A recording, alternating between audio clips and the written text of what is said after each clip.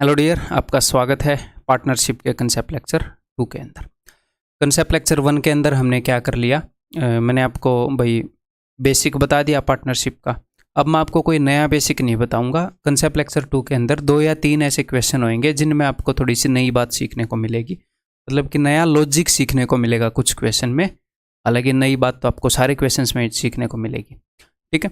तो कहना मैं ये चाह रहा हूँ कि इस कंसेप्ट लेक्चर 2 के अंदर जो क्वेश्चन हैं आप मेरे से पहले डेफिनेटली कर सकते हैं, लेकिन बेशक से भले ही हमेशा की तरह आप आंसर निकाल लें, लेकिन मेरी एक्सप्लेनेशन आपने देखनी है उसके बाद, ठीक है जी।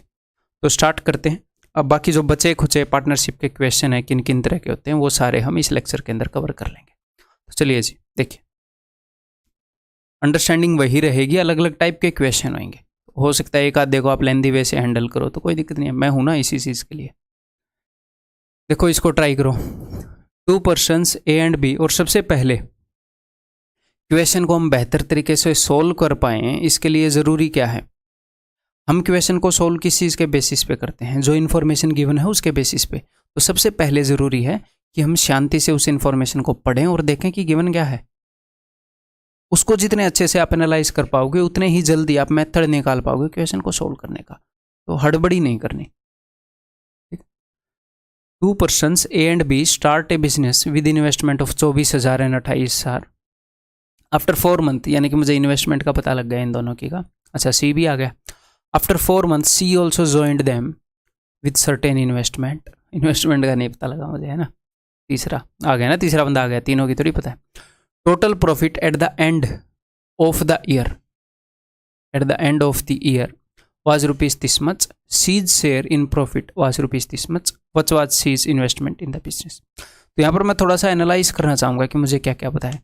मुझे इन्वेस्टमेंट के बारे में तो नहीं पता, तीनों की इन्वेस्टमेंट के बारे में नहीं पता, 2 की पता है, तीसरे की नहीं पता, वो तो उसने पूछी है, ठीक है। क्या टाइम के बारे में पता है? टाइम के बारे में पता है, क्योंकि ए और बी ने जितना टाइम लगाया 12 महीने लगाए, उसके बाद सी आया 4 महीने बाद, उसने 8 महीने लगाए। टाइम के बारे में पता है। तो इन्वेस्टमेंट का नहीं पता, टाइम का पता है। 3 ही चीज़ होते हुए, इन्वेस्टमेंट, टाइम और प्रॉफिट। इन्वेस्टमेंट का नहीं पता, टाइम का पता है, क्या प्रॉफिट का पता है? प्रॉफिट भी सिर्फ सी का पता है, तो इसलिए वो उसने पूछा भी सिर्फ सी का है, वो पूछ भी सिर्फ सी का सकता है, ठीक है। तो यहाँ पर इस क्वेश्चन को मैं कैसे करूँगा, मैं एक टीम के अंदर ले लूँगा ए और बी को, और एक टीम के अंदर ले लूँगा सी को, बिकॉज मुझे ए और बी का अलग अलग प्रॉफिट तो पता नहीं है, नहीं पता है। सर प्रॉफिट तो उसने सी का भी नहीं बताया, उसने बताया तो है, सी का प्रॉफिट बताया है टोटल में से, तो टोटल में से सी का कितना है ये पता लग गया, तो ए और बी का कितना है ये भी पता लग जाएगा। सिंपल सी बात है ना, ठीक है जी। तो ए और बी ने टोटल कितनी इन्वेस्टमेंट की मिलकर, तो इन्वेस्टमेंट हमें पता है ए और बी की, सी की इन्वेस्टमेंट हमें निकालनी है। एक बार मैं इन्वेस्टमेंट हटा देता हूँ, ठीक है, या फिर अब की बार लिख लेता हूँ। यहाँ पर कई बच्चे ये बोलेंगे ए ने 12 महीने के लिए लगाया, बी ने 12 महीने के लिए लगाया, तो क्या बोलते हैं दोनों ने 24 महीने के लिए लगाया। नहीं, ए और बी ने जितनी भी इन्वेस्टमेंट डाली वो दोनों ने 12 महीने के लिए डाली, ठीक है। तो ए ने डाले 24,000 और उसने डाले 28,000, टोटल कितने हो गए ये? इन दोनों को मैं ऐड कर रहा हूँ, 24 दूनी 48 और 4 52। इन दोनों ने 52,000 रुपये डाले और ये 12 महीने तक डले रहे, ये इन्वेस्टमेंट है। और सी ने कितने रुपए डाले मुझे नहीं पता है, लेकिन सी ने मान लो x रुपए डाले, तो इसने 8 महीने के लिए डाले, इतने रुपए इतने टाइम के लिए, इतने रुपए इतने टाइम के लिए। तो ये मुझे पता चल गया भाई साहब इनके प्रॉफिट का रेशियो एक हिसाब से, क्लियर है। और मैं प्रॉफिट का रेशियो यहाँ से भी निकाल सकता हूँ, अगर टोटल इतना प्रॉफिट हुआ तो सी को इतना प्रॉफिट हुआ, तो क्यों ना मैं रेशियो निकाल लूँ, मैं बड़ी बड़ी वैल्यू से क्यों डील करूँ। वो 19 से कैंसिल आउट हो रहा है तो 19 से काट लेते हैं, 1900 के 76, ठीक है। 19 एकम 19, 19 पंजे 95, 0 0 से 0 कट गई, 40 बचा है 5, 5 से ये जाएगा 21 पर, और 5 से जाएगा 5 8 40। अगर टोटल 21 रुपये का प्रॉफिट हुआ है तो उसमें 8 रुपये प्रॉफिट हुआ है सी का, तो सी का प्रॉफिट हुआ है 8 रुपये, और 11 में से 8 गए 3, 13 का प्रॉफिट हुआ है ए और बी का मिलाकर, ठीक है। तो ये 13 का कितने गुना है, ये 8 का उतने ही गुना होगा, तो 13 चौके 52, ये 48 टाइम्स लग रहा है। देखो 13 से ये 4 पर जाएगा, 12 चौके 48, 48 गुना है। ऐसे ही ये 8 का 48 गुना होएगा, तो 8 का 48 गुना यानी कि x की वैल्यू 48 होएगी, ठीक है। तो 48,000 लगाए थे सी ने, बहुत ही सिंपल क्वेश्चन है। अब की बार बस उसने किया क्या, उसने ए और बी को इकट्ठे दे दिया, ए और बी को हमें इकट्ठा लेना पड़ा क्वेश्चन के रिक्वायरमेंट के हिसाब से। ठीक है, ये बताओ अब, ये बताया जाए। और एक और क्वेश्चन आपके मन में आ सकता है, एक और डाउट आ सकता है कि सर यहाँ पर ए और बी ने दोनों ने 12-12 महीने के लिए इन्वेस्टमेंट की थी, अगर ये इन्वेस्टमेंट अलग अलग महीने के लिए करते तो टेंशन नहीं लेनी, मान लो तो हम क्या करते, जो प्रॉफिट है वो किस चीज़ पर डिपेंड करता है, प्रॉफिट डिपेंड करता है भाई साहब इन्वेस्टमेंट और टाइम इन दोनों के प्रोडक्ट पर। तो मान लो ए ने लगाए होते 24,000 12 महीने के लिए तो मैं ऐसे लिख लेता, प्लस में बी ने लगाए होते 28,000 9 महीने के लिए तो मैं ऐसे लिख लेता। मान लो बी ने कम टाइम के लिए लगाए होते तो मैं यहाँ पर जो चीज़ आती, जो भी वैल्यू आती उसको इसके साथ कंपेयर करता। अलग अलग टाइम के लिए भी लगाएंगे तो कोई दिक्कत नहीं है, बस उन्होंने दोनों ने 12 महीने के लिए लगाए थे तो मैंने 12 कॉमन लेकर इन दोनों को जोड़ के कर लिया, ऐसे आप मान सकते हो। ठीक है, सिंपल सी बात है, हालांकि इतना कॉम्प्लिकेट उसको करना नहीं चाहिए, बट आजकल पार्टनरशिप के थोड़े से मतलब बढ़िया लेवल के क्वेश्चन आ रहे हैं अपने एग्जाम्स में, तो बढ़िया लेवल के हमें सीखने चाहिए, सिंपल सी बात है। देखो, ए स्टार्टेड सब बिजनेस विद 26,000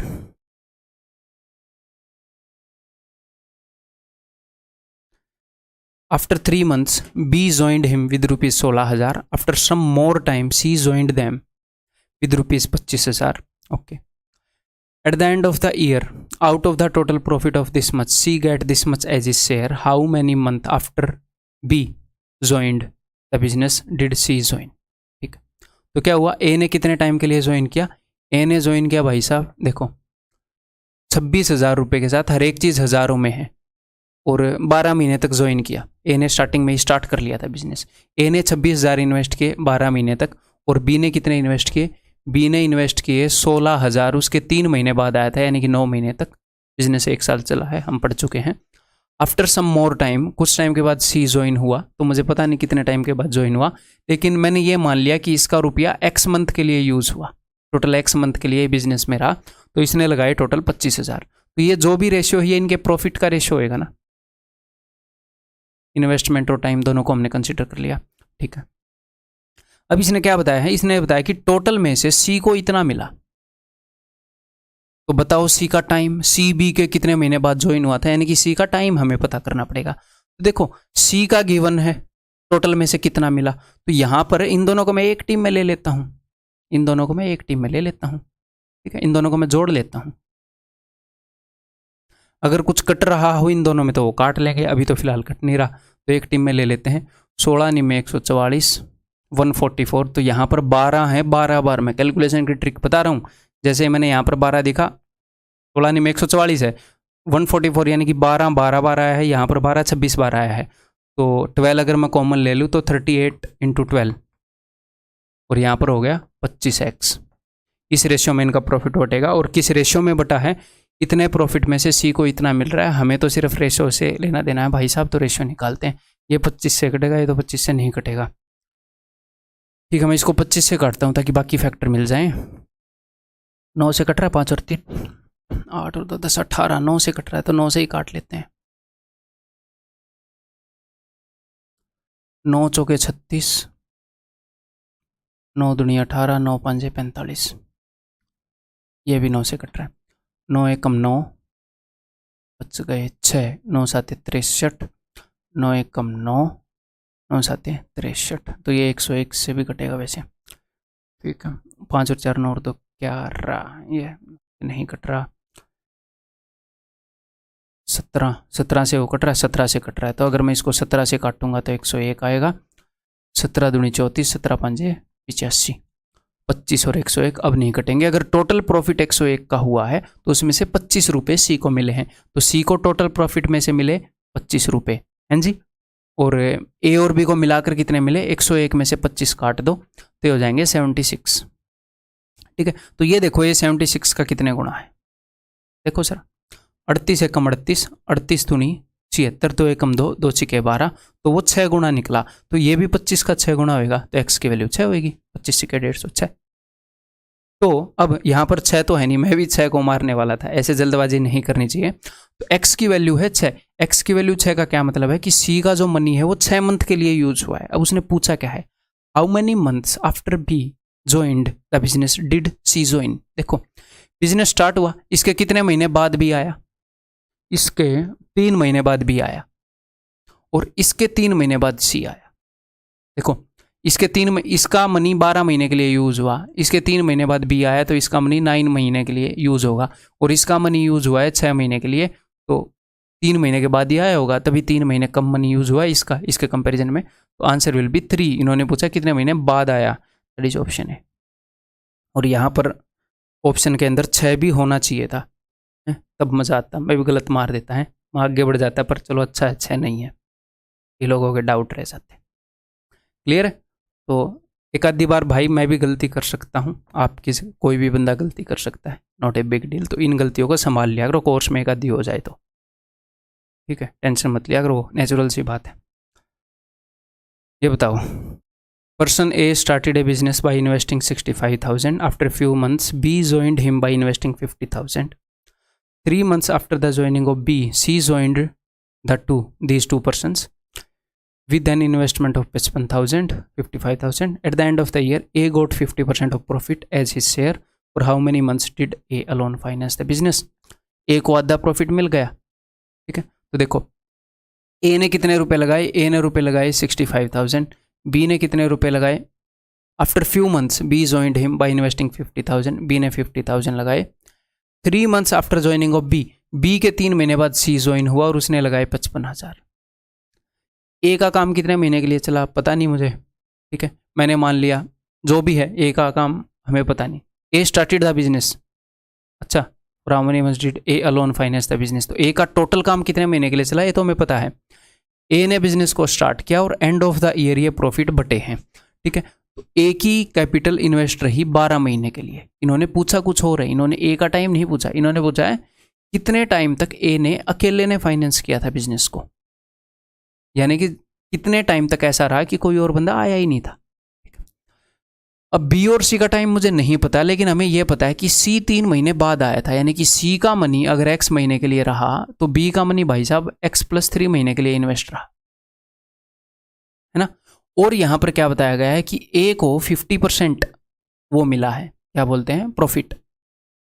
यानी कि देखो यहां पर मैंने क्या लिखा है, इन्वेस्टमेंट और टाइम दोनों का प्रोडक्ट, तो ये चीज प्रॉफिट को रिप्रेजेंट करती है, ये वैल्यू सबके प्रॉफिट को। तो इसका प्रॉफिट पूरे धंधे में 50% है, यानी कि इसका जितना प्रॉफिट है और इन दोनों का जितना मिलाकर प्रॉफिट है वो सेम बात है। तो इसके प्रॉफिट को इन दोनों के प्रॉफिट से इक्वेट कर दूंगा, सिंपल सी बात। क्लियर है? तो चलिए जी, तो यानी कि 12 × 65, इन तीनों में से कुछ कट सकता है, 5 कट सकता है तो काट लेते हैं। 13, 5 ढाई, 5 से 11, इन दोनों को मैं इक्वेट करूंगा जोड़कर उसके साथ, ठीक है।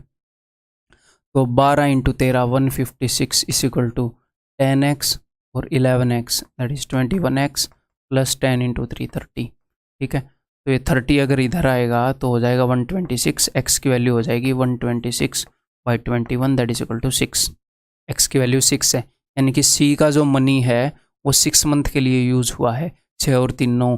B का जो मनी है वो 9 महीने के लिए यूज हुआ है। तो A का मनी 12 महीने के लिए यूज हुआ और B का मनी 9 महीने के लिए यूज हुआ। इसका क्या मतलब है कि इसके 3 महीने बाद आया होगा ये। A ने अकेले ने 3 महीने तक बिजनेस को फाइनेंस किया है, यही पूछा है, तो आंसर इस ऑप्शन भी, ठीक है। बताओ,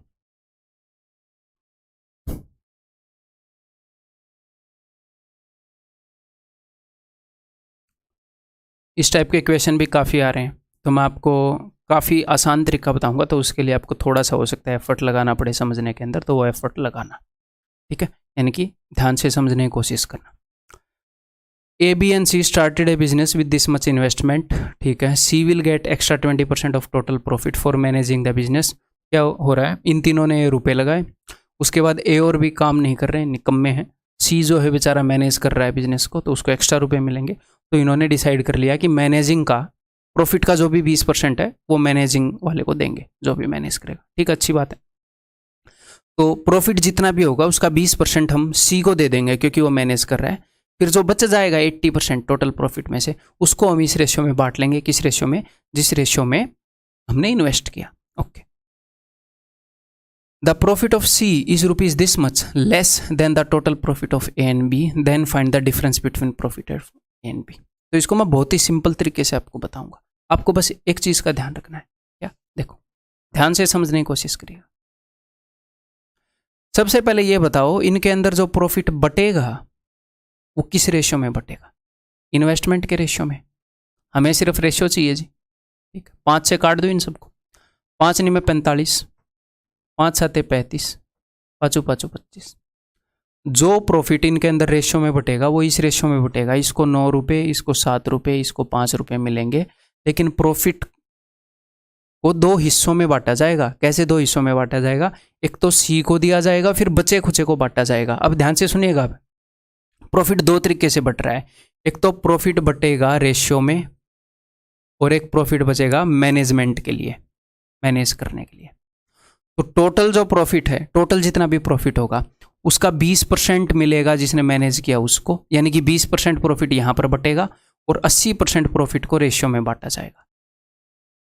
क्लियर है? तो मैं कहना क्या चाह रहा हूं कि मैनेज करने वाले को जितना प्रॉफिट मिलेगा उससे 4 गुना जो भी प्रॉफिट होएगा वो रेशियोज में बटेगा। तो इन दोनों का रेशियो, अगर ये 1 यूनिट है तो ये 4 यूनिट है। यानी कि मैं कहना ये चाह रहा हूं कि अगर जो प्रॉफिट मैनेजमेंट करने वाले को अगर 1 यूनिट मिला है, 1 रुपया मिलेगा, तो टोटल 4 रुपये बटेगा। समझने की कोशिश करिएगा। मैनेज करने वाले को 20% मिल रहा है प्रॉफिट और बाकी का 80% बट रहा है। तो मैं सिर्फ इस 9 7 5 को एक बार भूल जाऊँ। मैं ये बोल रहा हूँ कि मैनेज करने वाले को जितना रुपया मिलेगा उसके 4 गुना रेशियो में बटेगा। आप बोलोगे जी हाँ, परफेक्टली क्लियर है। तो नीचे में लिखूंगा वो रुपया जो मैनेज करने के लिए सी को मिल रहा है, और ऊपर जो टोटल जो प्रॉफिट बट रहा है वो कितने लोगों में बटेगा? वो इन 3 लोगों में बटेगा। यानी कि नीचे सी को मैनेज करने के लिए जितना रुपया मिलेगा उससे 4 गुना इस सारे रुपये की वैल्यू होगी, इस सारे की, जो इन तीनों में बटा है, जो इन तीनों में इनकी कैपिटल के इन्वेस्ट रेशियो के हिसाब से बटा है। वो ऊपर रेक्टेंगल के अंदर वो रुपया रखा है जो इन तीनों को मिला है, इस सर्कल के अंदर वो रुपया मिला है जो सी को मिला है मैनेजिंग के लिए, ऊपर इन तीनों को जो मिला है रेशियो के हिसाब से। ठीक है, तो ऐसे में क्या करते हैं, अगर इसकी वैल्यू 1 है तो इस सब के सम की वैल्यू 4 है। मैं ये कहना चाह रहा हूं।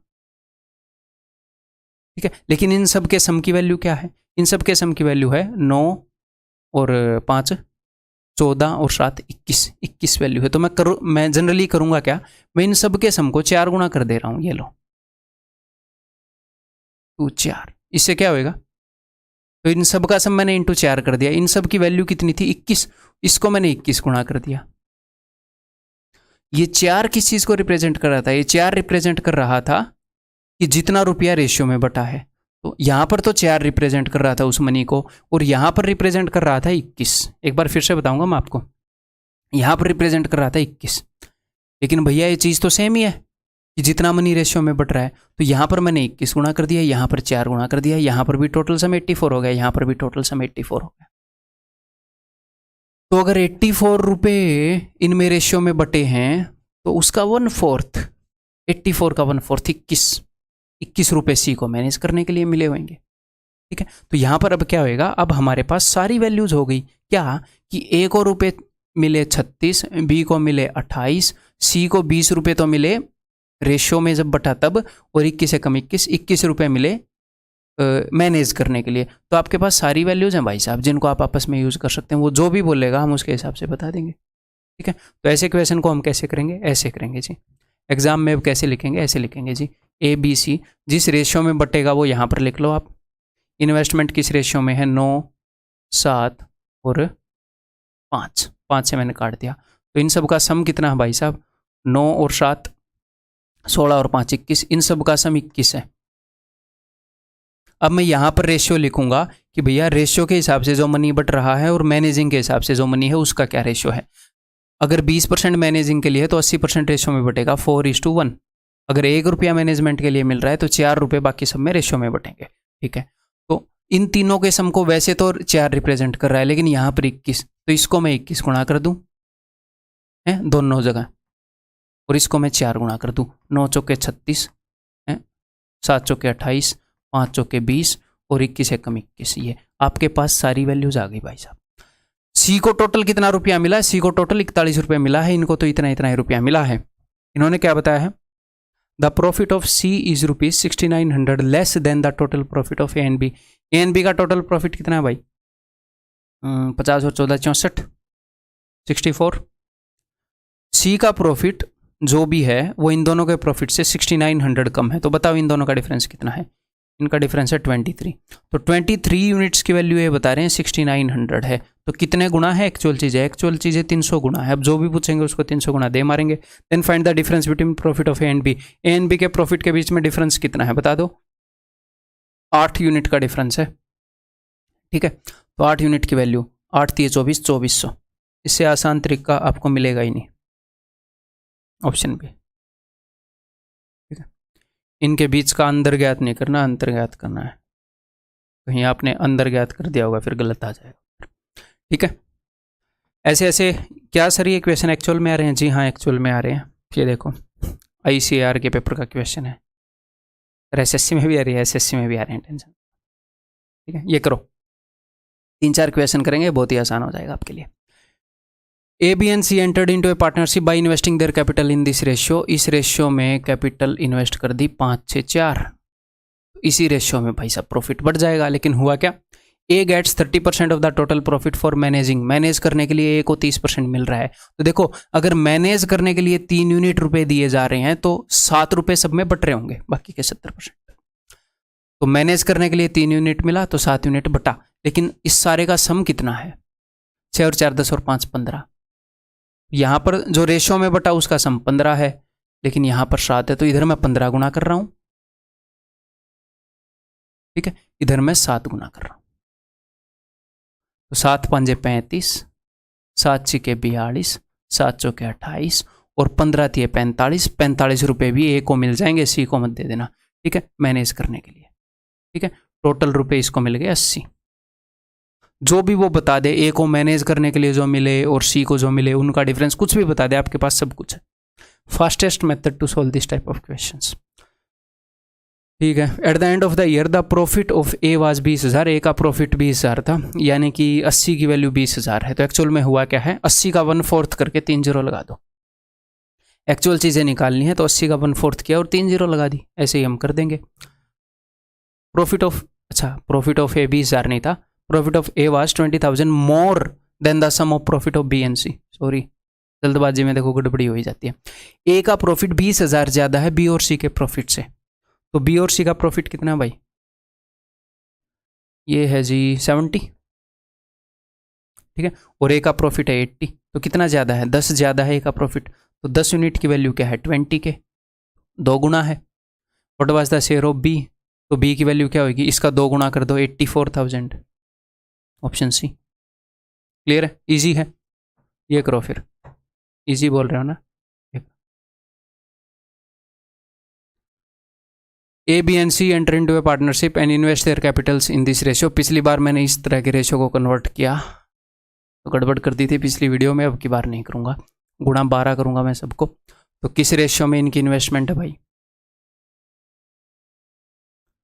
3 चौके 12, आगे आ जाएगा 5 और 2 छके 12। A receives 1/4 of the total profit for managing the business. Total profit का 1/4 मैनेज करने के लिए, यानी कि टोटल प्रॉफिट 4 रुपये हुआ है, तो 1 रुपया मैनेज करने के लिए बाकी के 3 रुपये बटेंगे। तो यहाँ पर टोटल प्रॉफिट रेशियो में जो प्रॉफिट बटेगा उसको रिप्रेजेंट कर रहा है 6 और 4 10 और 5 15। यहाँ पर रिप्रेजेंट कर रहा है 3। तो क्यों ना यहाँ पर 5 गुना कर दिया जाए चीज़ों को। यहाँ पर भी टोटल प्रॉफिट जो रेशियो में बटा है 15, यहाँ पर भी जो रेशियो में बटा है 15। ठीक है, तो 5 एकम 5, तो 5 रुपये अलग से किसको मिल रहे हैं? ए को 5 रुपये अलग से मिल रहे हैं मैनेज करने के लिए। ए को मिलेंगे 9 रुपये, बी को 5 रुपये, सी को 6 रुपये। ठीक, if A gets 1.26 lakh less than what B and C together get. B और सी को टुगेदर कितने मिले हैं? बी और सी को टुगेदर मिले हैं भाई साहब 11, ए को मिले हैं 9। इन दोनों के बीच में कितने का फर्क है? 2 का फर्क है। उस 2 को रिप्रेजेंट कर रहा है 1.26। तो 1 यूनिट को रिप्रेजेंट करेगा ये। Then what is the share of C, तो सी का शेयर है भाई साहब 6, तो 6 को क्या रिप्रेजेंट करेगा? 100 का 3 गुना होता है 300, 26 का 3 गुना 78, 378 यानी कि 3.78 लाख ऑप्शन है। ठीक, बताओ।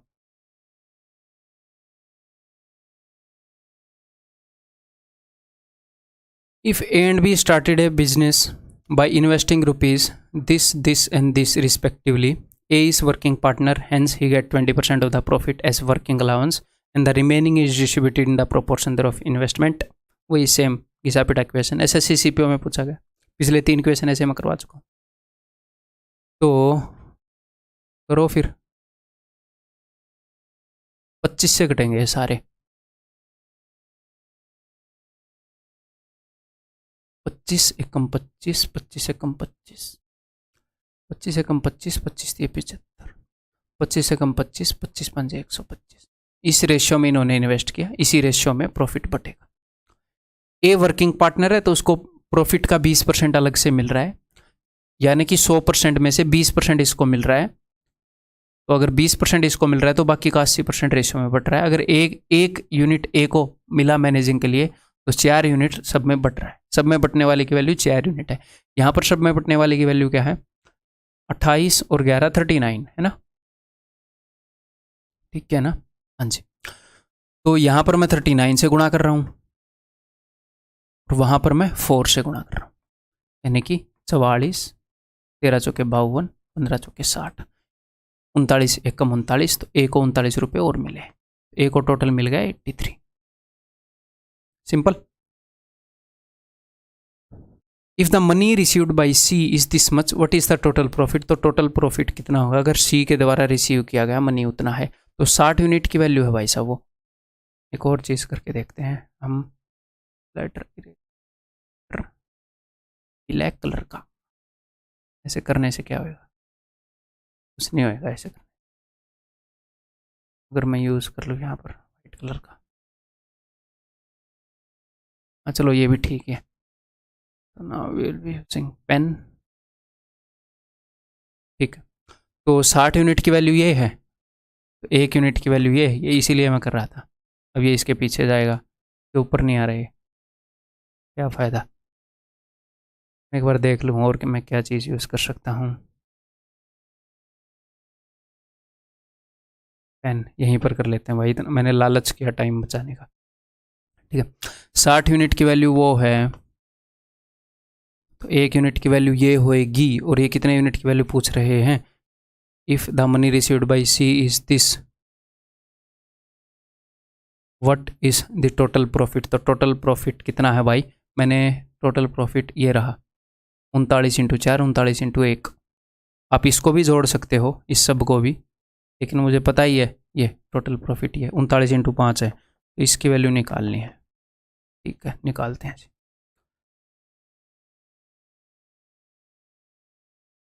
3 से काटूंगा तो 13 पर, 2 से काटूंगा तो 5 पर, तो 5 5 5 5 5 ही आएगा एंड में। तो इन दोनों में से कोई भी एक हो सकता है, तो यानी कि कैलकुलेट करना पड़ेगा। कर देते हैं भाई। देखो ये 5 है और ये 5 है, तो मैं पहले 25 से गुणा करूँगा। 25 5 125, 12 25 दिए 75 और 12 87, 8 25 और 8 33। अब ये 13 बचा हुआ है, मैं 13 से गुणा करूँगा। लास्ट के 2 डिजिट ही NF है मेरे ख्याल, है ना। 13 5 65, 6 आया, 13 7 91 और 6 97, 75 आएंगे एंड के 2 डिजिट, तो दैट इज ऑप्शन डी। कभी कभी यूनिट डिजिट से काम ना चले तो एंड के 2 डिजिट आप निकाल सकते हो। ठीक है जी, ये बताओ।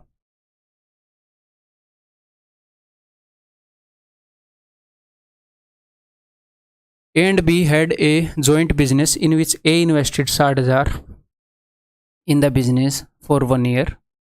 After 3 months, B invested 80,000. At the beginning of the second year, A invested, ठीक है तो कर लेते हैं, इसमें नया तो कुछ नहीं है ना। A and B had a joint business in which A invested 60,000 for 1 year, यानी कि 12 महीने के लिए।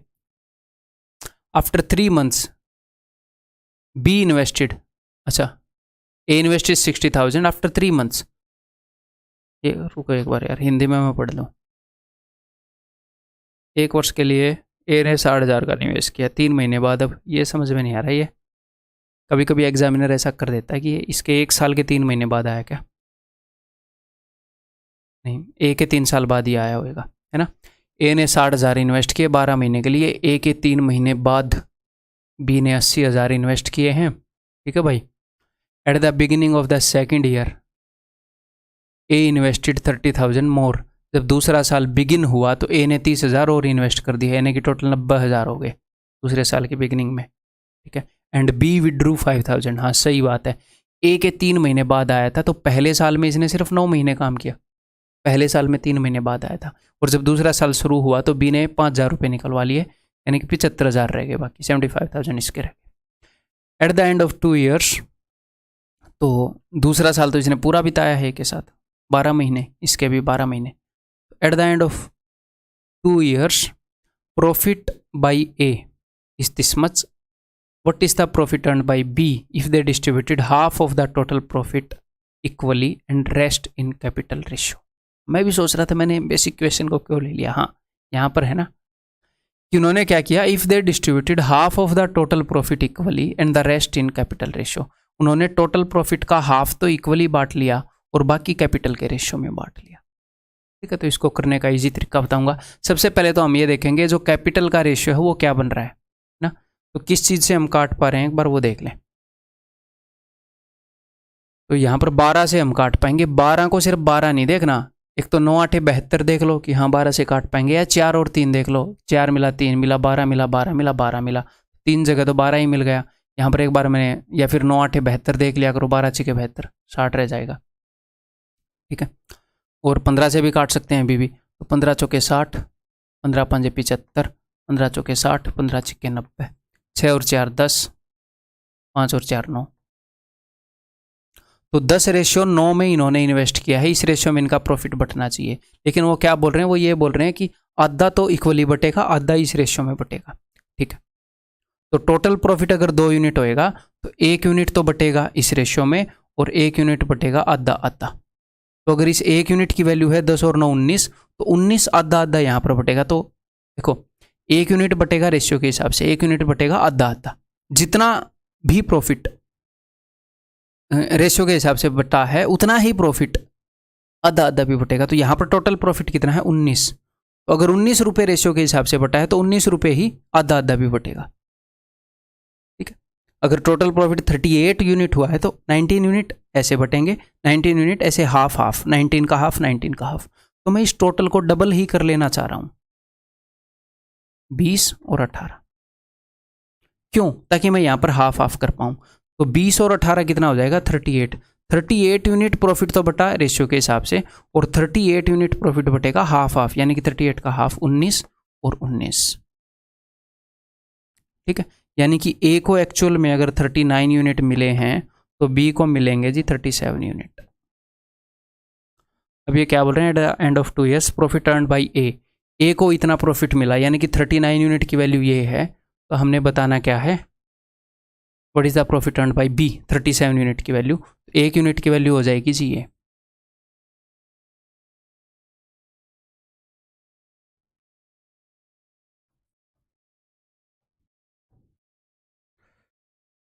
तेरह 39, 13 दूनी 26, 13 7 91, 13 6 78, 3 3 में 27, 3 दूनी 6, तो 7 दूनी 14, एंड में 4 आएगा और 0 आएगा। तो ऐसा 2 ऑप्शन में है, ठीक है जी। हाँ अब ये 37 से, ये 100 से कम है, ये 37,000 से तो कम ही होएगा आंसर। देखो 920 है तो 1000 से कम है, 37 इंटू 1000 करोगे तो 37,000 आएगा, ये 1000 से कम है तो ये तो बहुत ज़्यादा है, तो ये तो ऑप्शन हो ही नहीं सकता, भले ही 4040 है 2 में, उत्तर यही हो सकता है, ऑप्शन सी, ठीक है जी।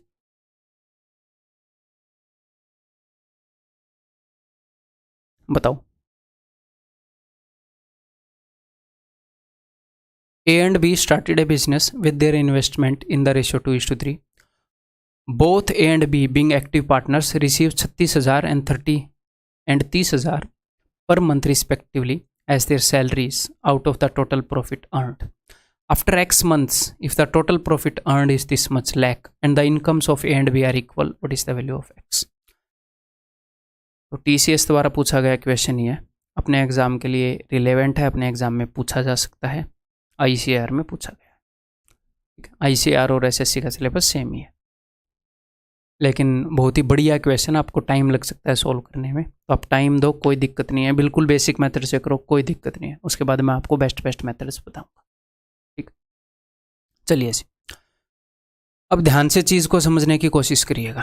हो क्या रहा है? हो ये रहा है कि इन्होंने बिजनेस को स्टार्ट किया, उनकी इन्वेस्टमेंट का रेशियो 2:3 है। ठीक है जी। ए को हर महीने 36,000 रुपये की सैलरी मिल रही है और बी को हर महीने 30,000 रुपये की सैलरी मिल रही है पर मंथ। ठीक है जी। तो ए को जो प्रॉफिट मिलेगा वो दो हिस्से से मिल रहा है। कैसे? ए या बी को, दोनों को। एक तो इनको पर मंथ सैलरी मिल रही है और एंड में जो प्रॉफिट होएगा, सैलरीज वगैरह निकाल के जो बचेगा प्रॉफिट, वो इस रेशियो में बटेगा, फिर वो इनकी इन्वेस्टमेंट के रेशियो में बटेगा। ये मामला, तो दो हिस्से से इनको मिल रहा है। तो इसने क्या बताया कि ओवरऑल जो प्रॉफिट अर्न हुआ है वो इतने लाख हुआ है। इसका मतलब क्या है कि ओवरऑल प्रॉफिट एक साल में इतने लाख हुआ था, इसमें से कुछ रुपए तो हमने सैलरी देने में यूज कर लिए और बाकी के जो बचे खुचे रुपए हैं वो 2:3 रेशियो में बांट दिए। और टोटल एक्स मंथ के लिए बिजनेस चला तो हमें एक्स की वैल्यू बतानी है। ठीक है, तो अब मेरी बात को समझने की कोशिश करिएगा। ए को हर महीने इतने रुपए मिले, बी को हर महीने इतने रुपए, ठीक है। और ए को हर महीने अगर 2A रुपए मिले तो बी को हर महीने 3A रुपए मिले। इनकी जो 7.68 लाख है, 7.68 लाख है, ठीक है। मान लो एक्स महीने बिजनेस चला तो मैंने इसको एक्स से डिवाइड कर दिया, तो जो भी आएगा वो क्या आएगा, वो आ जाएगा एक मंथ में जो रुपए, देखो 7.68 लाख रुपये एक्स मंथ तक बांटे गए। एक्स मंथ तक इनका बिजनेस चला, ये एक्स मंथ का प्रॉफिट है। एक्स मंथ तक इनको सैलरी दी गई, जितने भी महीने हमें नहीं पता। तो अगर ये मान लो ये 5 महीने हैं, 10 महीने हैं, 12 महीने हैं, उतने महीनों में इतने रुपए का प्रॉफिट ए और बी में बांटा गया है। कुछ तो सैलरी के हिसाब से बांटा गया है, कुछ रेशियो के हिसाब से बांटा गया है। एक महीने में भी कुछ रुपए बांटे गए होंगे, तो हर महीने में क्या हुआ है, कुछ रुपए तो सैलरी के हिसाब से बांटे गए हैं। मान लो ये टोटल प्रॉफिट है, इसको मैंने ऐसे काट दिया, तो इनमें से ए को मिले 36,000, बी को मिले 30,000, सैलरी के हिसाब से कुछ रुपए बटे, और कुछ रुपए जो है वो 2:3 रेशियो में बांटे गए। तो ए और बी को जो प्रॉफिट मिला है, जो टोटल प्रॉफिट बच जाएगा सैलरी के अलावा, वो भी 2:3 रेशियो में होएगा। या फिर मैं ऐसे भी बोल सकता हूँ कि हर महीने ए को 36,000 रुपये मिल रहे हैं और हर महीने अगर इनका प्रॉफिट हर महीने बांटा जाए तो भी सैलरी के अलावा जो इनको प्रॉफिट मिल रहा है वो 2:3 रेशियो में मिलेगा। इनको दो हिस्से से कमाई हो रही है, एक तो सैलरी से और दूसरी कमाई हो रही है कि सैलरी के अलावा जो रुपया बच जाता है उसको रेशियो में बांटा जा रहा है। आप एक्स महीने का केस ले लो या एक महीने का केस ले लो, सिंपल सी बात। तो मैं एक महीने का केस ले रहा हूँ कि भाई हर महीने क्या हो रहा है, हर महीने ए को 36,000 रुपये मिल रहे हैं, बी को 30,000 रुपये मिल रहे हैं सैलरी से, और ए को 2A रुपये मिल रहे हैं रेशियो से जब बांटा जा रहा है। जो बचे कुछ अमाउंट को जब रेशियो में बांटा जा रहा है तो 2A रुपये मिल रहे हैं ए को और 3A रुपये मिल रहे हैं बी को। ये रेशियो में था तो मैंने इंटू ए कर लिया एब्सोल्यूट वैल्यू निकालने के लिए। तो ए को कितना रुपया मिल रहा है हर महीने, ए को रुपया मिल रहा है 2A + 36,000 और बी को मिल रहा है 3A + 30,000। सर आपने इनको इक्वेट क्यों कर दिया, इक्वल क्यों कर दिया? उसने बोला हैंड में, and the incomes of A and B are equal. Incomes of A and B are equal का मतलब क्या है कि ए और बी को जो टोटल रुपया मिला वो सेम है। इनको हर महीने जो रुपया मिला वो सेम है, तो 10 महीने में जो मिलेगा वो भी सेम है, 12 महीने में जो मिलेगा वो भी सेम है। मैंने हर एक महीने का इक्वेट कर दिया, ठीक है। तो 2A इधर जाएगा, ए की वैल्यू आ जाएगी 6 के। एक स्टेप लिखी, दूसरी स्टेप समझने के बाद अब अपना आंसर आ जाएगा, देखना तीसरी स्टेप के अंदर। अब आप ये बताओ ये 6,000 है क्या? ये ए की वैल्यू है, यानी कि ए को कितना रुपया मिल रहा था? ए को रुपया मिल रहा था 12,000 और बी को रुपया मिल रहा था 18,000। हर महीने ये रुपया मिल रहा था सैलरी के अलावा। ए को 36,000 सैलरी के मिल रहे थे, 12,000 मिल रहे थे रेशियो के हिसाब से जब बट रहा था, तो 36 और 12 48,000, और सी को भी 48,000 मिल रहे थे हर महीने। तो 48,000 हर महीने ए को मिला, 48,000 हर महीने बी को मिला। 48 + 48 96,000 रुपया मिला हर महीने। टोटल रुपया कितना बांटा है इनमें? इतने का बटा है। तो बताओ जब टोटल इतने रुपए बटेंगे और हर महीने 96K बटेंगे तो बताओ कितने महीने की बात है? यही तो हमने देखना है। एक्स महीने तक बिजनेस चला, कितने महीने की बात है देख लो। एक्स की वैल्यू 8 है भाई साहब। क्लियर है? Option C is the answer. तीसरे स्टेप में आंसर आ जाता है अगर हम इसको ठीक तरीके से देखें। एक्स की वैल्यू क्या है? 8 है। ठीक है, हम इनको और भी कई तरीकों से देख सकते हैं। वैसे देखो मैं एक और, मतलब वो कॉम्प्लेक्स हो जाएंगे, मैं आपको ईजी ही बताऊँ, आप ईजी ही देखो। और एक और काम हो सकता है, हमेशा ऐसा नहीं होएगा कि ए और बी की इनकम इक्वल होएगी। वो बोल देगा ए और बी की इनकम जो है वो 4:3 रेशियो में है, 4:3 रेशियो में है। तो आप क्या करोगे, ए की इनकम ये हो गई और बी की इनकम ये हो गई, तो इनका रेशियो निकाल लोगे कि 2A + 36K ये ए की है, बी की है 3A + 30K = 4:3। क्रॉस मल्टीप्लाई करके कर लोगे।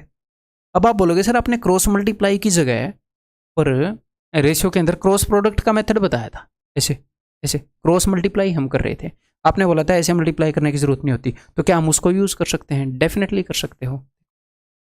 ध्यान से सुनिएगा मेरी बात को।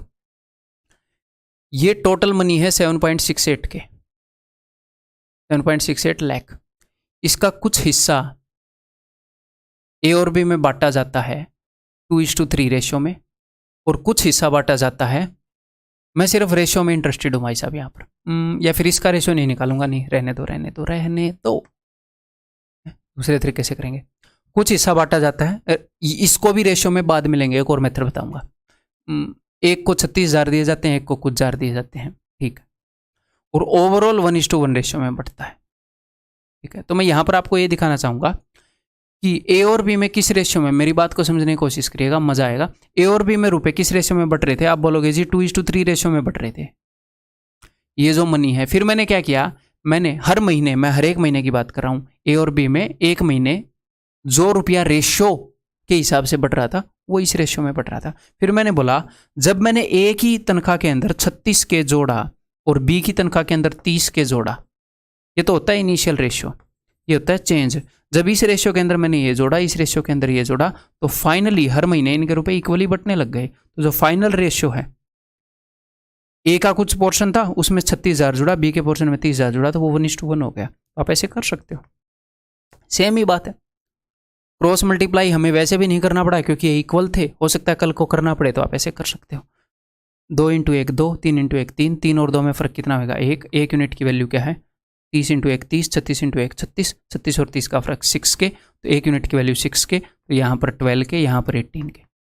तो अगर वो अलग अलग रेशियो भी देगा तो भी आपको क्रॉस प्रोडक्ट, मतलब कि क्रॉस मल्टीप्लाई बड़े तरीके से करने की जरूरत है नहीं।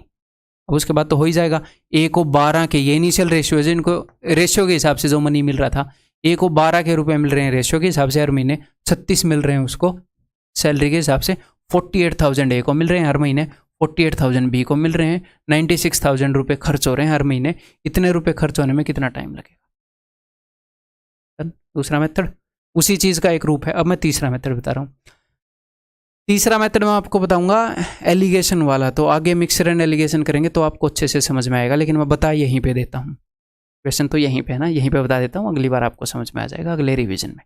ठीक, आप सुन लो, अभी जब आप एलिगेशन देखोगे तो ये समझ में आ जाएगा। ठीक, देखो जी, जो टोटल मनी है अपना, जो टोटल मनी है उसके 2 हिस्से किए गए, और एक हिस्से को रेशियो के अकॉर्डिंग बांटा गया, यानी कि ए और बी में 2:3 रेशियो में बांटा गया, और दूसरे हिस्से को सैलरी के हिसाब से बांटा गया। जब सैलरी के हिसाब से बांटा गया तो मनी किस रेशियो में बांटा गया? तो मनी बांटा गया 6×6 36, 6×5 30, 6:5 रेशियो में। मतलब टोटल मनी के अगर मैं 2 हिस्से कर दूं तो यहाँ पर ए और बी में जो मनी बटा, इस हिस्से को 2:3 रेशियो में बांटा गया, इस हिस्से को बांटा गया 6:5 रेशियो में। ठीक है, तो और ओवरऑल जब मैंने देखा, जब सारा रुपया बट गया तो 1:1 रेशियो निकला, इनका रेशियो 1:1 था। एलिगेशन ऐसे ही तो करते हैं, यहाँ पर क्या कंसंट्रेशन है, यहाँ पर क्या है, सारे को मिलाकर क्या है। यहाँ पर ए को कितना रुपया मिला जब रेशियो के हिसाब से बटा, तो या तो ए का लोगे या बी का लोगे। जब रुपया रेशियो के हिसाब से बटा तो ए को मिला 2/5, 5 में से 2, 3 और 2 5 में से 2। और जब रुपया बटा सैलरी के हिसाब से तो 5 और 6 11, 11 में से 6 मिला ए को। और जब इन दोनों को मिलाकर मैंने फाइनल देखा तो 2 में से 1, तो ए को मिला हाफ। अब एलिगेशन लगाएंगे, इनका डिफरेंस देखेंगे। ऐसे डिफरेंस देखना होगा बुरा, तो मैं क्या करूँगा 5, 2 और 11 इनसे मैं मल्टीप्लाई कर रहा हूँ तीनों को। 5 × 11 × 2 इससे मल्टीप्लाई कर रहा हूँ, तो यहाँ पर बच जाएगा 11 × 2, या फिर मतलब कि इस 5 के अलावा 11 और 2 यहाँ पर आएगा, तो मैं डायरेक्टली वैल्यू लिख रहा हूँ यहाँ पर 11 और 2 44 आ जाएगा। यहाँ पर बचेगा 60 और यहाँ पर आ जाएगा 55। तो 60 और 55 में 5 का फ़र्क है, 44 और 55 में 11 का फ़र्क है। यानी कि अगर रेशियो में जो रुपया दिया, यानी कि अगर टोटल 16 यूनिट रुपया था तो उसमें से 5 यूनिट रेशियो के हिसाब से बटा और 11 यूनिट सैलरी के हिसाब से बटा। ठीक है, और सैलरी के हिसाब से कितना रुपया बटा? सैलरी के हिसाब से बटा भाई साहब 66,000 हर मंथ। ठीक है, हमने एक्स की वैल्यू बतानी है, तो हर महीने कितना रुपया खर्च हुआ ये मैं निकालना चाह रहा हूँ। 11 यूनिट की वैल्यू है भाई साहब दिस प्लस दिस 66, 11 का 6 गुना, तो 16 यूनिट टोटल रुपया, 16 का 6 गुना 96 के, हर महीने 96 के का खर्चा हुआ। तो हम देखते हैं कि टोटल कितने महीने थे, 8 पर जाएगा, टोटल 8 महीने थे। ठीक है, तो क्वेश्चन डेफिनेटली कॉम्प्लिकेटेड था, बट इसको करने के इजी तरीके मैंने बताए। बेस्ट तरीका क्या रहेगा, जो बिल्कुल स्टार्टिंग में बताया था वो रहेगा। ये तो दिमाग खोलने के लिए बताए थे। ठीक, अगर आपको और बेटर तरीके से पिछले वाला क्वेश्चन समझना है तो आपको थोड़ा सा उसके ऊपर टाइम इन्वेस्ट करना पड़ेगा। ठीक है, ये क्वेश्चन करो। A B C and D enters into a partnership. A subscribes का मतलब उसने कितने रुपए दिए। ए ने 1/3 हिस्सा दिया कैपिटल का, बी ने 1/4, सी ने 1/5, डी ने बचा हुआ, what is share of D. अगर ऐसे क्वेश्चन आते हैं, बहुत ही आसान क्वेश्चन है। टोटल कैपिटल का इसने 1/3 दिया, तो टोटल कैपिटल 3 से भी डिवाइड होनी चाहिए, ऐसी मानेंगे। 4 से भी डिवाइड होनी चाहिए, 5 से भी। 3, 4, 5 का एलसीएम, टोटल कैपिटल मैंने मान लिया 60। ए ने कितने रुपए दिए टोटल कैपिटल के? 1/3, यानी कि ए ने 20 रुपए दिए, बी ने 1/4 यानी कि 15 रुपए दिए, सी ने 1/5 यानी कि 12 रुपए दिए, डी ने बचे कुचे दिए। इन तीनों ने कितने दे दिए भाई साहब? इन तीनों ने 47 दे दिए। इन तीनों का सम 60 में से 47 गए, कितने आ गए? 13 रुपए, 13 रुपए दे दिए डी ने। What is share of D. अगर इन सब ने मिलकर 60 रुपए दिए हैं और 60 यूनिट की वैल्यू है भाई साहब 6000, तो ये तो 100 गुना है, तो डी का शेयर कितना होगा? 13 का 100 गुना 1300, ऑप्शन डी। ठीक है, ये बताइए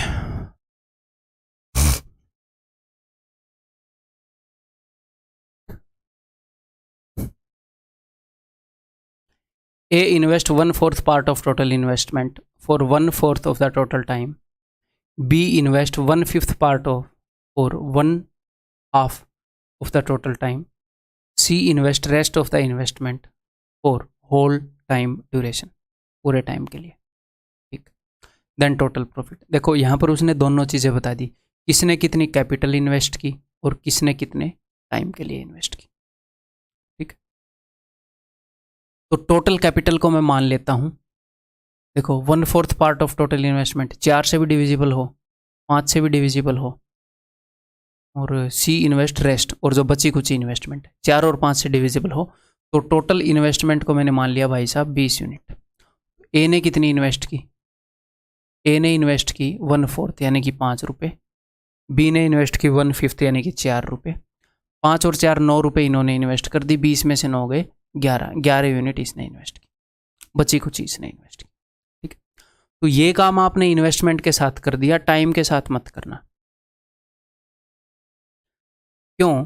ध्यान से देखो कि अगर मान लो ए और बी ने, मान लो ए ने 5 रुपये इन्वेस्ट किए, बी ने 10 रुपये इन्वेस्ट किए, और टोटल बिजनेस 12 महीने के लिए चला। ए ने अगर 12 महीने के लिए इन्वेस्ट किए, तो आप ये बोलोगे कि सारे महीने तो ए ने रख लिए, इसने 0 के लिए इन्वेस्ट किए। ये भी 12 महीने के लिए कर सकता है।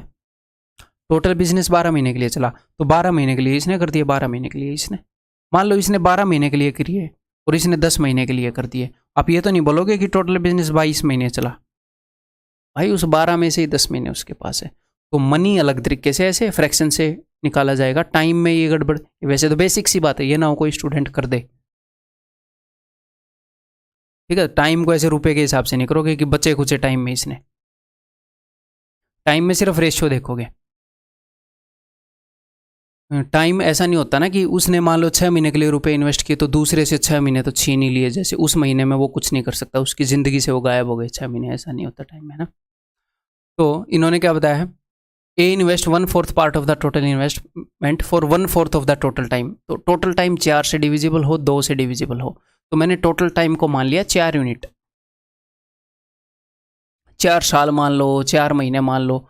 ए ने टोटल टाइम के 1/4 यानी कि 1 महीने के लिए किए, और बी ने टोटल टाइम का हाफ यानी कि 2 महीने के लिए किए। तो 2 और 1 3 महीने, ये मतलब बोलना कि 4 महीने थे, 2 और 1 3 महीने, 1 ही महीना बचा नहीं। इसने 1 महीने के लिए इन्वेस्ट किया, इसने 2 महीने के लिए, सी ने भैया फॉर फुल टाइम उसने 4 महीने के लिए किया ना। तो टाइम और कैपिटल अलग तरीके से ट्रीट होएगा, यही मैं समझाना चाह रहा था, ठीक। तो इनके प्रॉफिट का रेशियो होएगा 5 एकम 5, 4 दूनी 8, 11 चौके 44। If the total profit is 100, find the difference between profit of A and C. Total profit कितना है, 8 और 5 13, 13 और ये 57 यूनिट की वैल्यू है, 5700, 100 गुना है एक्चुअल चीज़ें। What is the difference between A and C, 14 में से 5 के 9, 39 यूनिट की वैल्यू होगी 3900, ऑप्शन है। बताइए,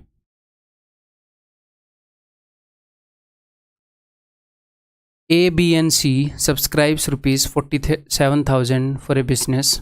ओके, इन्होंने मिलकर इतने रुपए लगाए। ए ने लगाए 7,000 more than B and B ₹5,000 more than C, then the total profit of ₹4700 C receives. तो कोई मुश्किल क्वेश्चन नहीं है, लेकिन मैं हर एक टाइप के क्वेश्चन टच करना चाह रहा था, तो हर एक टाइप के टच किए, बहुत ही आसान क्वेश्चन है।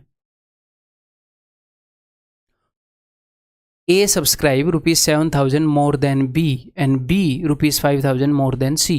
तो मैंने मान लिया C ने X रुपये लगाए, तो B ने कितने लगाए, B ने लगाए X प्लस, इसने X 1000 लगाए मान लो, ठीक है, या फिर ऐसे 1000 में ही मान लेते हैं यार, क्या अब तक किसी ने 1200 लगा रखे हों फिर वो पॉइंट में आए। तो इसने लगाए X रुपये, इसने लगाए X प्लस 5000, इससे 5000 ज़्यादा, इसने लगाए इससे 7000 ज़्यादा, तो X प्लस 12000 ये लिख लेते हैं।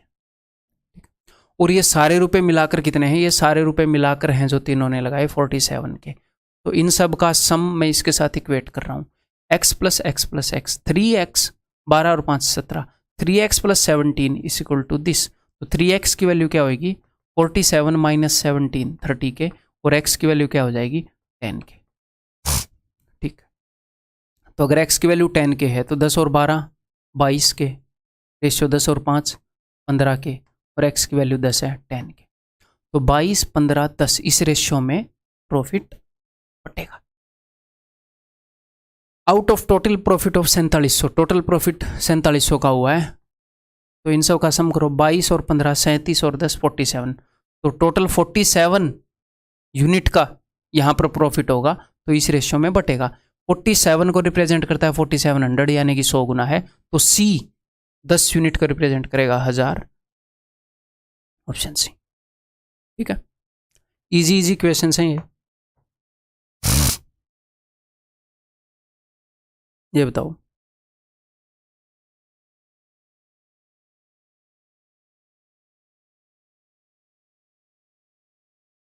एसएससी सीजीएल टीयर 2 का क्वेश्चन है। कुछ क्वेश्चन ऐसे होंगे कि एग्जामिनर ने वो डिज़ाइन किए हैं, तो एग्जामिनर वहाँ पर कहना क्या चाह रहा है। कई बार तो आप फर्स्ट टाइम में डिड्यूस कर पाएंगे कि अच्छा ये कहना चाह रहा है, कई बार आप नहीं कर पाएंगे, तो इसलिए हर एक टाइप का क्वेश्चन मैंने इंक्लूड किया है। हो सकता है आप यहाँ पर निकाल भी पाओ। तो वैसे तो एग्जामिनर की जिम्मेवारी है सब कुछ समझाना अच्छे से, लेकिन कभी कभी वो लूप होल छोड़ देता है, ऐसे क्वेश्चन पूछ लेगा, उसकी सेंस 2 या 3 वे में ली जा सकती है और लॉजिकली ली जा सकती है, बट हम कुछ उखाड़ नहीं सकते उसका। हमें हर एक टाइप का क्वेश्चन देखना ही पड़ेगा, इस टाइप के क्वेश्चन में क्या कहता है। देखो, A, B and C invest in a business in this ratio. C is a sleeping partner, so his share of profits will be half of what it would have been if he were a working partner. इस question के अंदर तो साफ साफ समझ में आ जाता है वो क्या कहना चाह रहा है। एक आधे क्वेश्चन ऐसे आगे आएंगे, सीधा समझ में नहीं आएगा, बट मैं आपको बताऊंगा, ठीक है। सी स्लीपिंग पार्टनर है तो उसका प्रॉफिट क्या होएगा, हाफ होएगा, जितना वो वर्किंग पार्टनर होता तब होता उससे हाफ।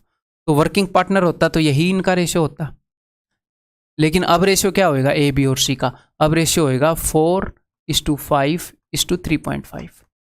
7 यूनिट नहीं होएगा सी का, 3.5। रेशियो को इस फॉर्म में नहीं लिखेंगे हम अच्छे से सोल्व करने के लिए, तो सबको डबल करते हैं। 4 का डबल 8, 5 का डबल 10 और 3.5 का डबल क्या हो जाएगा जी 7। 8:10:7 इस रेशियो में बटेगा, ठीक। If they make 36,000 profit of which 25% is री इन्वेस्टेड। 36,000 इनको प्रॉफिट हुआ, इसमें से 25% इन्होंने री इन्वेस्ट कर दिया बिजनेस में ही, तो कितने को बांटेंगे 75% को। तो 75% यानी कि इसका 3/4 इस प्रॉफिट को बांटेंगे इस रेशियो के अंदर। तो बी को कितना मिलेगा, तो बी को भाई साहब टोटल प्रॉफिट में से बी को 10 यूनिट मिलेंगे, कितने में से 8 और 7 15 और 10 25, 10/25 मिलेगा। तो ये हमने सोल्व करना है बस। 25 चौके 100, 1 0 और 1 0, 36 दिए, 108 के आगे 2 0 विल बी योर आंसर, ठीक है, क्लियर है।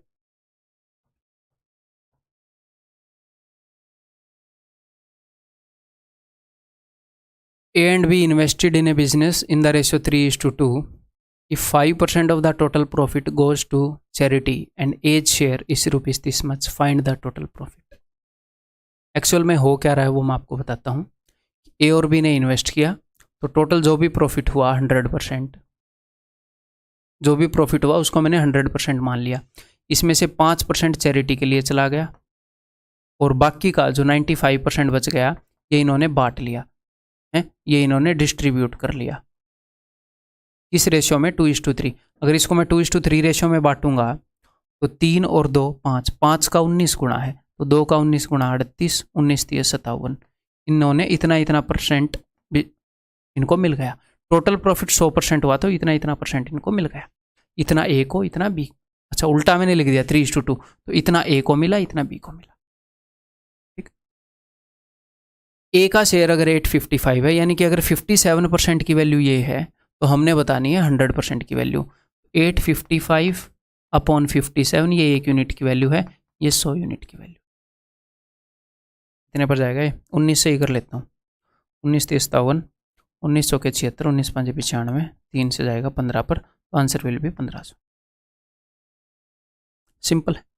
लेकिन एक्चुअल में मैं ऐसे क्वेश्चंस को ऐसे करना प्रेफर नहीं करता। क्यों ऐसे करना प्रेफर नहीं करता, क्योंकि हमेशा ऐसा नहीं होता कि 95% इस रेशियो में बट रहा होता है, फ्रैक्शन में चीज़ें आ जाती हैं। तो हम एक स्टेप में कर सकते हैं इस क्वेश्चन को, कोई बड़ी बात है ही नहीं। कैसे, देखो आपको ये क्या बताया गया, आपको बताया गया है ए का शेयर। तो टोटल अगर 5 यूनिट, ध्यान से मेरी बात को सुनिएगा, अगर 5 रुपये को अगर बांटा गया टोटल, तो उसमें से 3 रुपये ए को मिलेंगे, 2 रुपये बी को। तो ए को ये मिला, ये कितने यूनिट की वैल्यू हो गई, मेरी बात को ध्यान से सुनो। मैं ये नहीं बोल रहा टोटल 5 यूनिट प्रॉफिट हुआ था, क्योंकि टोटल प्रॉफिट में से तो 5% चैरिटी में भी जाएगा। मैं ये बोल रहा हूं जितना भी प्रॉफिट बांटा गया, मैं उसमें इंटरेस्टेड हूं। जितना भी प्रॉफिट बांटा गया, जो भी प्रॉफिट बांटा गया उसको अगर मैं 5 यूनिट बोलूं तो इसकी वैल्यू होगी 3 यूनिट। तो ये 3 यूनिट की वैल्यू है, 1 यूनिट की वैल्यू ये, 5 यूनिट की वैल्यू ये। तो ये आ गया कि टोटल जितना प्रॉफिट बटा था, और जो प्रॉफिट बटा था वो था 95%, ये 95% की वैल्यू है। तो मैंने 95 से डिवाइड किया, ये 1% की वैल्यू आ गई, ये 100% की वैल्यू आ गई। इस टाइप के क्वेश्चंस को ऐसे करेंगे। ये तो बहुत ही सिंपल है, आगे ऐसे क्वेश्चन भी आ सकते हैं, मतलब आगे मैंने पता नहीं एक आधे तो ऐसे इंक्लूड किए हैं, मतलब जैसा भी क्वेश्चन आएगा कितना भी कॉम्प्लेक्स हो, हम एक स्टेप में कर सकते हैं ऐसे क्वेश्चंस को, घबराना नहीं है, ठीक है। परसेंटेज में ऐसे ऐसे पता नहीं हमने कितने काम किए हैं। तो अगर इसको मैं काटूं तो ये 15 पर जा रहा था ना, थोड़ी देर पहले याद है, 3 से काटूं, गलत कर दिया क्या, ये 15 पर नहीं जा रहा था, जहाँ तक मेरे को याद है। अच्छा ये 55 से जा रहा था 15 पर, ओके ओके ओके। 5 से मैंने काटा, ये 19 पर गया, 19 से अगर मैं इसको काटूँ 19 चौके 76, 19 5 3 से जाएगा 15 पर, 1500 will be the answer, option C.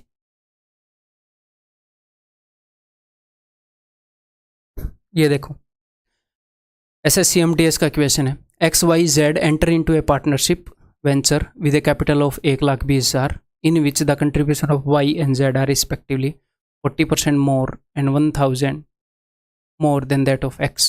Okay. The profit earned is 20% of the capital. Okay. Out of this 10% goes to charity. Okay. What is the share of X out of it? X का share क्या है? ये तो थोड़ा सा अलग तरीके का क्वेश्चन है पिछले क्वेश्चन जैसे भी आएंगे आगे, टेंशन मत लो। तो पार्टनरशिप में एंटर हुए, इन्होंने 1,20,000 यानी कि टोटल 120,000 मैं मान लूँ 120,000 रुपये इन्होंने लगाए। In which the contribution of Y and Z, ध्यान से सुनेगा, आर रिस्पेक्टिवली, वाई और जेड के कंट्रीब्यूशन 40% मोर और 1,000 रुपये मोर है एक्स से। तो वाई का एक्स से 40% मोर है, यानी कि इसके 5 रुपये इसने लगाए हैं तो इसने 7 लगाए हैं। 40% का क्या मतलब है? 2/5। आपके दिमाग में ये चीज़ आनी चाहिए कि नहीं आनी चाहिए? परसेंटेज को इंटरेस्ट में यूज़ कर लिया, प्रॉफिट लॉस में यूज़ कर लिया अब तक, अब भी नहीं आ रही है, दिमाग बदल वाला हो, अमेजोन से ऑनलाइन ऑर्डर कर दो दूसरा। ठीक, ये आनी चाहिए भाई साहब, नहीं आ रही है तो इनको रट मारो। ठीक, तो अगर इसकी इन्वेस्टमेंट 5 रुपये तो इसकी इन्वेस्टमेंट 7 रुपये है, तो इसको मैं मान रहा हूँ 5x, इसको 7x। क्यों मान रहा हूँ? क्योंकि इसकी इन्वेस्टमेंट 1,000 रुपये ज़्यादा है, मानना पड़ेगा ऐसे x वैक्स। तो इसकी इन्वेस्टमेंट है 5x + 1,000 और ये सारी मिलाकर है 120,000, है ना। तो इन सबको जोड़ूं, 7 और 5 12 और 5 17, तो 17x + 1,000 इज इक्वल टू 120,000। तो ये हो जाएगा 119 के, 1,000 अगर उधर जाएगा तो 17 7 119, x की वैल्यू है 7 के। तो अगर x की वैल्यू 7 के है तो 35,000 इसने लगाए, 49,000 इसने लगाए और 7 5 35 और 1 36,000 इसने लगाए। इतने रुपए लगाए इन्होंने, इतने के, इसी रेशियो में इनका प्रॉफिट बटेगा। अब हुआ क्या?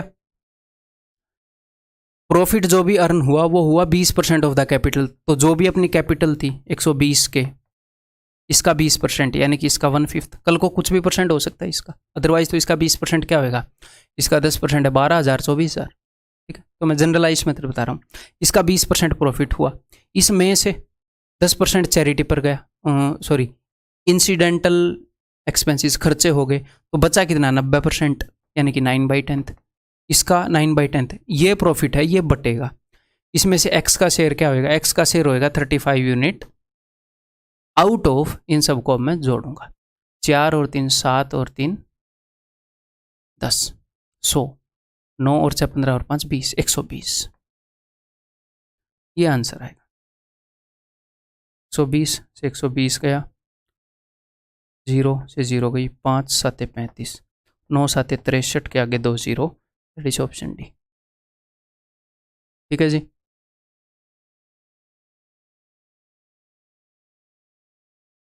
बताओ। 2 persons invested rupees 12,500 and 8,500 respectively in a business and decided that 60% of the profit incurred from the business will be equally divided between them, while the remaining profit will be divided according to their investment. तो दो बंदों ने कुछ रुपए लगाए, तो जो भी प्रॉफिट होएगा, मान लो प्रॉफिट होएगा 100%। पहले हम सिचुएशन को समझ लें। लाइट गई भाई,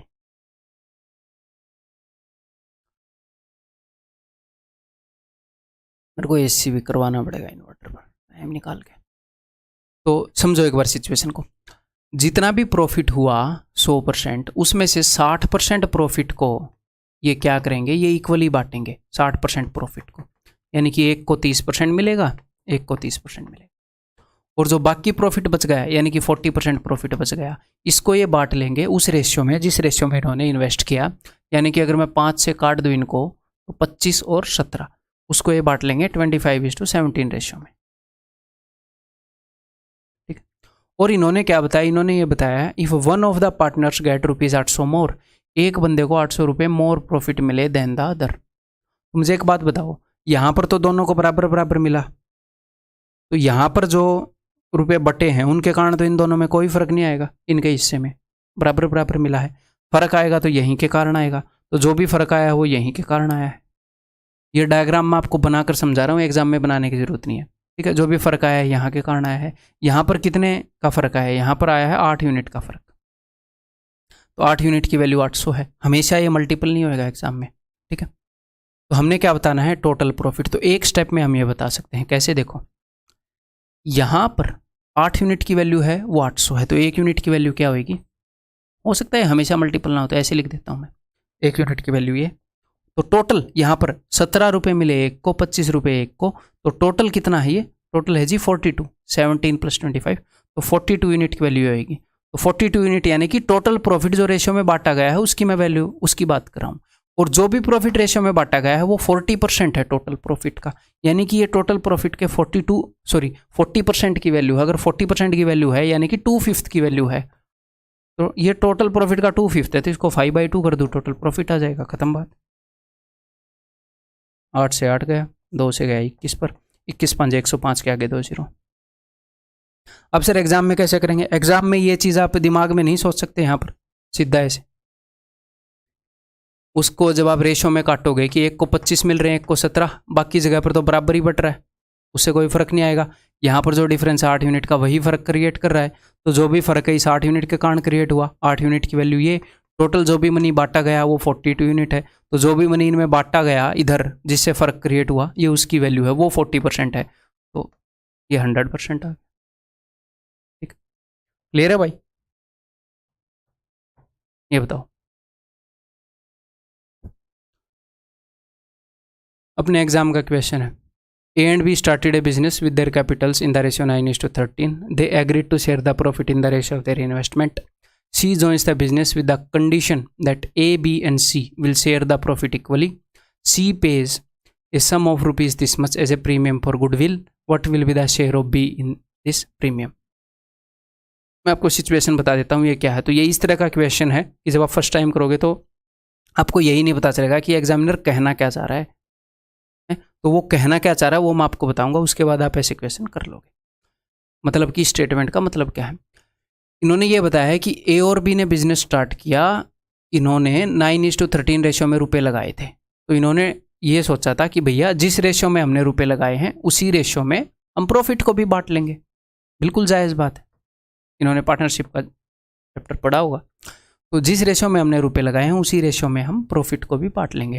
लेकिन सी ज्वाइन हो गया, सी किस कंडीशन के साथ ज्वाइन हुआ है, सी इस कंडीशन के साथ ज्वाइन हुआ है कि वो प्रॉफिट को बराबर बराबर बांटेंगे, यानी कि ये तीनों प्रॉफिट को बराबर बराबर बांटेंगे, तीनों को बराबर बराबर मिलेगा। यानी कि अब मेरी बात को ध्यान से सुनिएगा, प्रॉफिट धंधे में अभी भी उतना ही होएगा।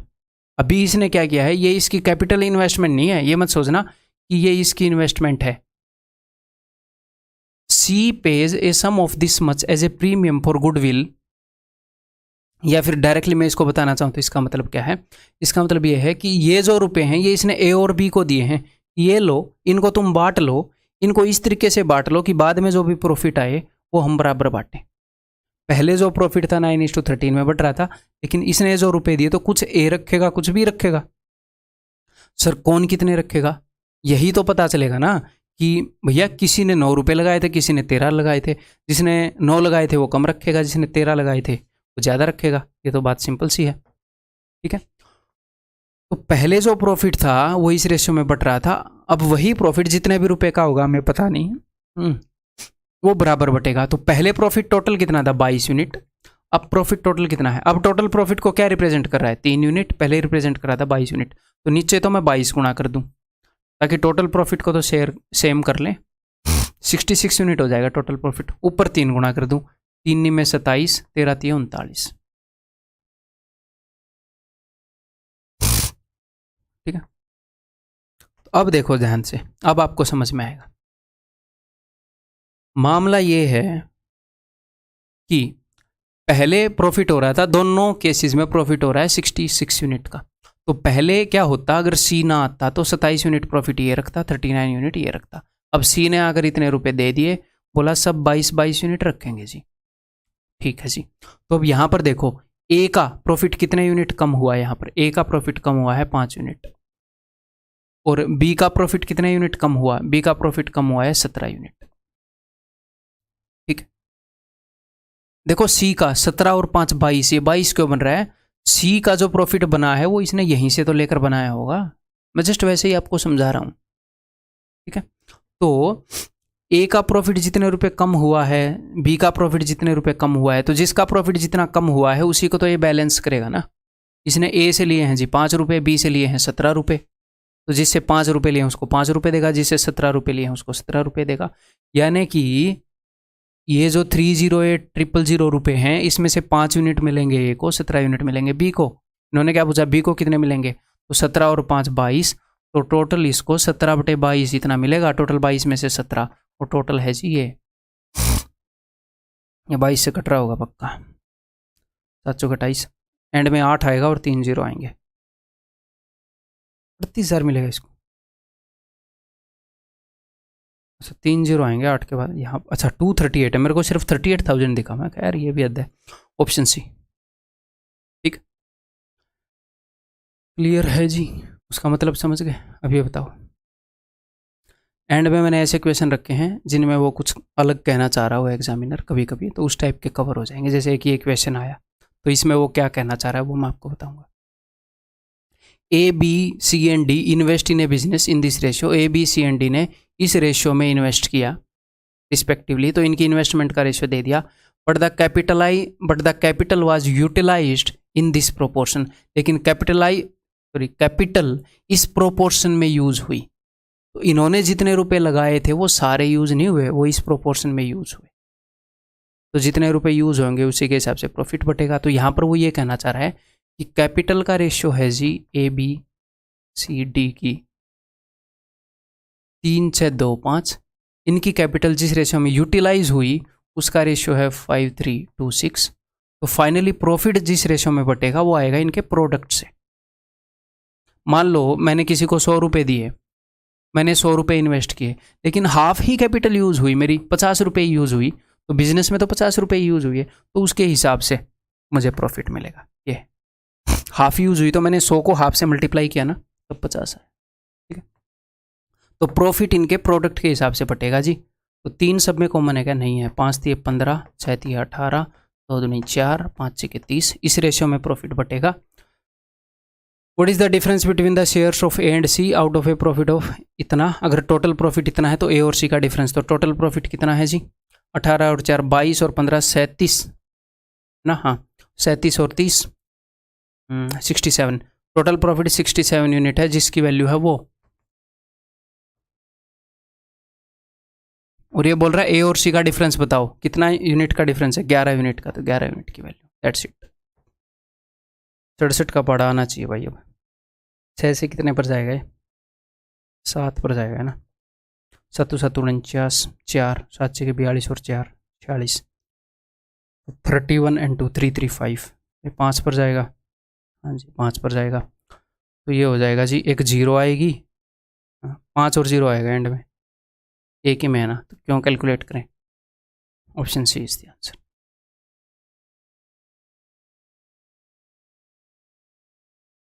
ये शायद लास्ट क्वेश्चन है, देखता हूँ आप कर पाओगे कि नहीं, जिस तरीके से मैं बताऊंगा उस तरीके से कर पाओगे कि नहीं।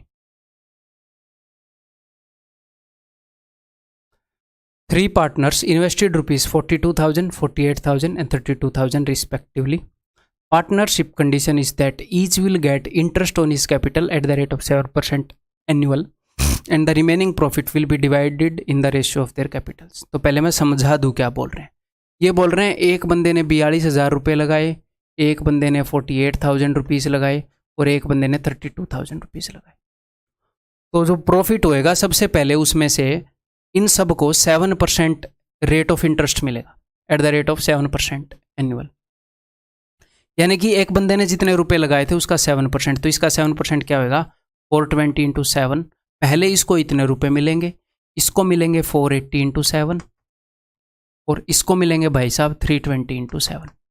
सबसे पहले इनको इतने इतने रुपए दिए जाएंगे, इन्होंने जितनी भी कैपिटल लगाई है उसका 7%, फिर जो रुपए बचेंगे, टोटल प्रॉफिट इतने का हुआ था, फिर जो रुपए बचेंगे वो इनके कैपिटल के रेशियो के हिसाब से बांटे जाएंगे। तो दो तरीके से रुपए बांटे जा रहे हैं, एक तो हर एक की कैपिटल का 7% निकाल कर, फिर जो रुपए बच गए वो इसी रेशियो में। तो मुझे एक बात बताओ, ध्यान से मेरी बात को सुनेगा, यहाँ पर 10,000 लिखा हुआ है, यहाँ पर 20,000 रुपये लिखा हुआ है, मैं इसका 7% निकालूंगा, 10,000 का 7% और इस 20,000 का भी 7% निकालूंगा, अगर मैं डबल वैल्यू का एग्जैक्टली सेम परसेंट निकाल रहा हूँ डबल वैल्यू का, तो वो डबल ही निकलेगा ना। यानी कि जिस रेशियो में ये वैल्यूज हैं उसी रेशियो में इनका 7% होगा। 3 गुना वैल्यू का 7% निकालोगे तो 3 गुना हो जाएगा, 2.5 गुना का निकालोगे तो 2.5 गुना हो जाएगा। तो भाई साहब यहाँ पर रुपए दो तरीके से बांटे जा रहे हैं। एक तो बोल रहे हैं सबका 7-7%, फिर बोल रहे हैं बचे खुशे को भी उसी रेशियो में बांटेंगे जिस रेशियो में। तो भाई साहब जब आपने 7-7% बांटे, वो भी तो उसी रेशियो में होंगे जिस रेशियो में इनकी इन्वेस्टमेंट है। जिसकी इन्वेस्टमेंट ज़्यादा है, जितने गुना ज़्यादा है उतने गुना ज़्यादा उसका 7% होएगा। तो एक हिसाब से रुपए उसी रेशियो में बट रहे हैं जिस रेशियो में इन्वेस्टमेंट है। भले ही इंटरेस्ट करके बांट दो, फिर बाकी को जो 7-7% आप बांट रहे हो वो भी तो उसी रेशियो में है। ये 7 देखो ये सबका कट गया, एग्जैक्टली उसी रेशियो में आ गया, है ना। तो बस ये ऐसे ही रास्ता भटकाने के लिए 7% दे दिया। अगर ऐसे 7% करके बांटेंगे तो मनी फाइनली उसी रेशियो में बटेगा जिस रेशियो में इनकी इन्वेस्टमेंट है। तो अब मैं काट रहा हूँ इनको, तो 2 से काटूंगा 21, 2 से काटूंगा 24, 2 से काटूंगा 16। मैंने रेशियो निकाल लिया, इस रेशियो में इन्वेस्ट किया, इसी में इनका प्रॉफिट बट रहा है। If at the end of the year total profit is this, then find the share of A. तो ए का शेयर है 21 बटे में टोटल कितना है भाई, 2 2 4 और 1 5, 50। इन दोनों को कर लेते हैं, 40 और 21 61। 61 में से 21 इसको मिल रहा है और टोटल कितना है 32940। This is the answer. 7% अलग से निकालने की जरूरत ही नहीं है। जो रुपया 7% के हिसाब से बट रहा है वो भी उसी रेशियो में जिस रेशियो में कैपिटल से। 61 से 5 पर जाएगा 305, तो बचेगा 24, हो जाएगा 4 पर 54, एंड में 4 आएगा और 0 आएगी, 2 में है। ठीक कर लेते हैं, 21 के 84, 8 21 5 105 और 8 113, 11340। That is option. ठीक है, तो दैट्स ऑल। इस चैप्टर के अंदर बिल्कुल सारे टाइप कवर हो गए हैं, हर एक चैप्टर की तरह। आपको बार बार बोल रहा हूँ, आपको बाहर से एक सिंगल क्वेश्चन करने की ज़रूरत नहीं है। 10 बुक्स को पढ़ने से अच्छा होता है कॉम्पिटिटिव एग्जाम में एक बुक को 10 बार पढ़ना। और अगर वो एक बुक ऐसी हो कि उसने सारा सिलेबस कवर कर दिया हो, सारा रिलेवेंट सिलेबस, सारे टाइप के मोस्ट इफेक्टिवली लेटेस्ट क्वेश्चन भी उसने कवर कर दिए हैं, बढ़िया बढ़िया भी कवर कर दिए हैं, तो उस बुक को 10 15 20 कितनी बार भी रिपीट करो, नुकसान हो ही नहीं सकता। जितनी बार रिपीट करोगे फ़ायदा होएगा। तो आपको सिंगल क्वेश्चन, ना तो प्रीवियस ईयर की बुक लेनी, कुछ नहीं लेना भाई। कोर्स की PDF प्रिंट आउट करके, एडवांस मैथ के अंदर आप क्या कर सकते हो, प्रिंट आउट महंगा पड़ेगा, आप बुक ले सकते हो। ठीक है, जो भी कंटेंट मैं आपको दे रहा हूँ उसी को रिपीट करते रहो। ये भूल जाओ बाहर क्या चल रहा है। कोई कुछ भी बोले ये बुक बढ़िया है, घटिया है, फलाना ढिमकाना, एक क्वेश्चन कहीं से भी नहीं करना, मैं आपको बता रहा हूँ। आप कोई बुक ऐसी उठा ही नहीं सकते जिसके अंदर आप बोलो सर इसके अंदर बढ़िया क्वेश्चन और आपने नहीं दिया, वो मैंने दिया हुआ मिलेगा। मेरा काम है ना कंटेंट आपको बढ़िया देना, वो मैं अच्छे तरीके से कर रहा हूँ। फिर भी अगर आप भटकोगे तो फिर वो आपकी गलती है, मैं क्या करूँ, है ना। मैं बार बार आपको बता रहा हूँ, एक भी क्वेश्चन कहीं से करने की जरूरत नहीं है। इसके अलावा अगर कहीं से भी कोई कंटेंट किया जाएगा तो सिर्फ मॉक्स से किया जाएगा, दैट्स इट। इसी कंटेंट को 3 4 5 7 8 9 10 जितनी बार रिपीट करोगे उतनी बार आपका फायदा है, उतने ज़्यादा नंबर आएंगे एग्जाम में। ठीक है भाई।